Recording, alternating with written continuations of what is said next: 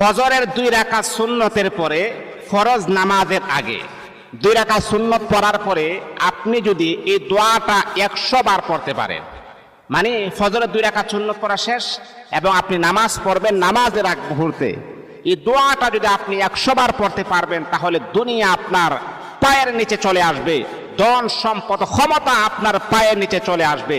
কারণ পৃথিবীতে মানুষ এমনও আছে, এমন আল্লাহ তাআলার বান্দা আছে, কোটি কোটি টাকা পয়সার মালিক, মানুষ তাকে দিতে চায় কিন্তু সে নিতে চায় না। ক্ষমতা, সবার ক্ষমতা কিন্তু চিরদিন থাকে না। একজন ওলামায়ে কেরামের ক্ষমতা যেমন দুনিয়াতেও সে রাজা বাদশাহ, পরে কালেও আমার আল্লাহ তাকে রাজা বাদশাহ বানায় দিবেন।